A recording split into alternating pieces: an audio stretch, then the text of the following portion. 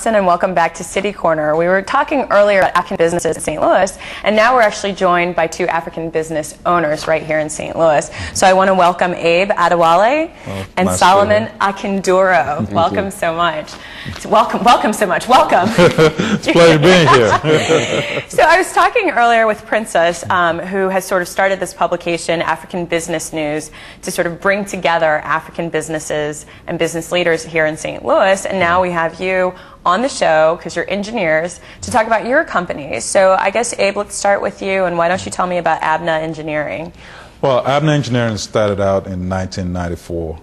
After 10 years with the Illinois Department of Transportation, myself and my business partner, Nicole, decided to venture out and try providing engineering services in corners of the city initially that did not have minority-owned engineering firms that could provide those services. So we started providing services to black churches. And given the fact that our background is in transportation, it eventually evolved into providing transportation engineering services, both in roadway design, bridges, aviation, and light transit.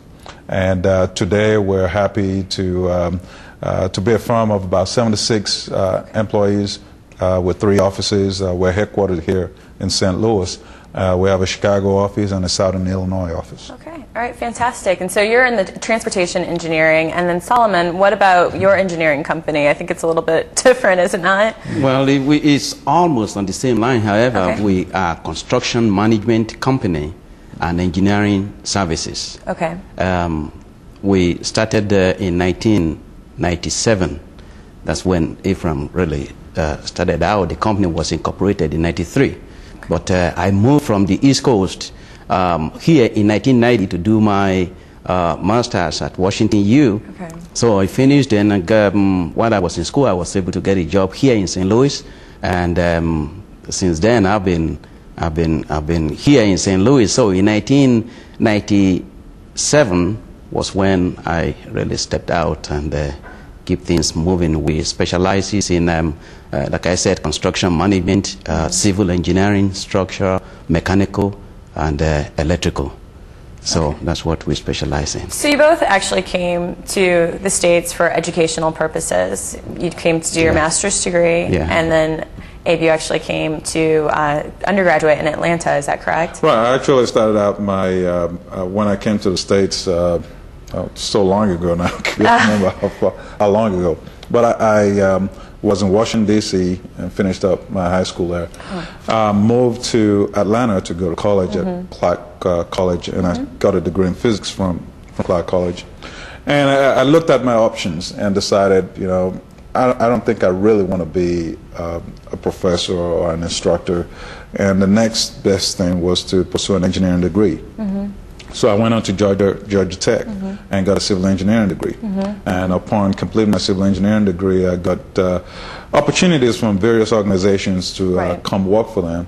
But one stood out, which was the Illinois Department of Transportation. And primarily because they were willing to pay for my graduate pursuit. Upon studying at Illinois DOT, I decided to pursue my MBA at Southern Illinois University.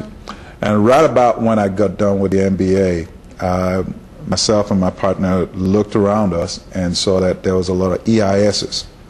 In our industry, when there's an EIS on the street, that's an environmental impact statement. That implies that there's a lot of public infrastructure development that's about to take place.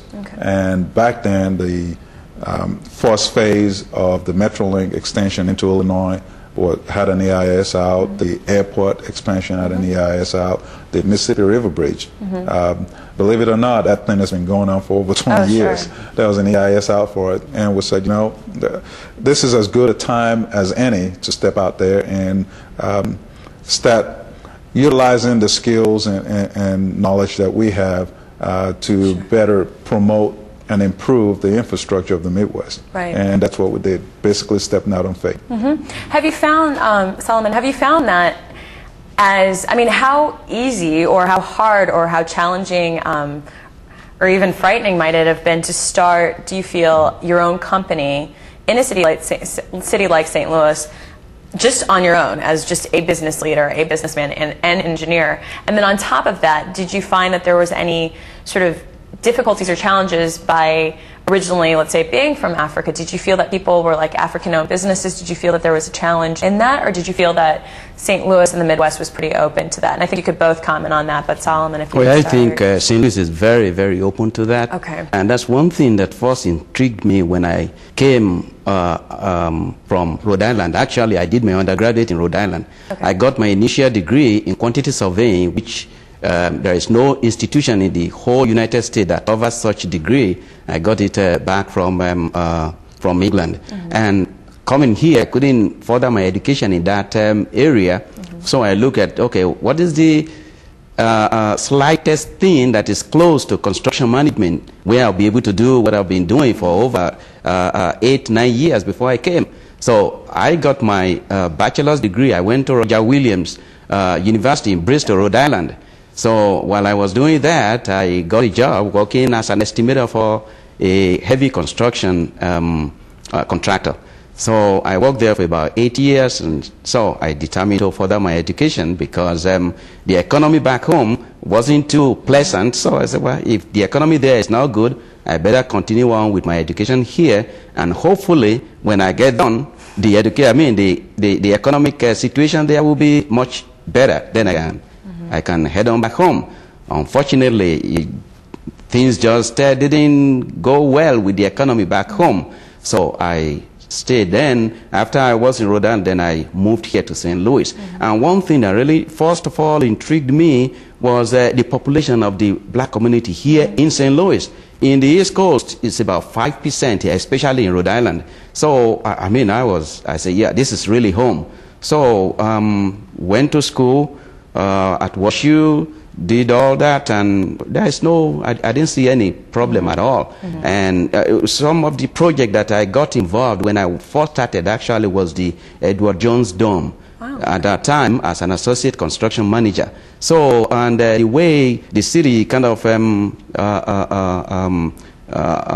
took us and the city's participation program, I think that really helps us tremendously. Mm-hmm. So I don't see any problem by any means. That's great to hear. I mean, I'm assuming you had similar experiences that were very positive then. Yeah, starting out like any other business, there are usually those challenges of raising enough capital or finding the right type of people to bring into the company.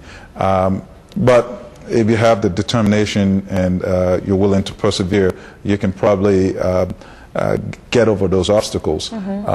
As a business environment, I think our timing was just great, right. Because the city was going through kind of a transformation, and the transformation included inclusion of minority-owned businesses, and for the profession that we practice, there seems to be an adequate amount of minority-owned engineering firms and companies out there, but the opportunities were limitless at that point. And so the timing was great, the city was inclusive, and that's what allowed us to grow the company to the point it is now. I'm going to get ready and ask a question, but I want to be able, as we talk about your companies, for people to learn more about them and to know where they're located. We actually have ABNA Engineering, and where's that located and what's the website? We're right here in the city of St. Louis, and we're on 4140 Lindell. If you're familiar with what the cathedral is, we're just a block east of it. And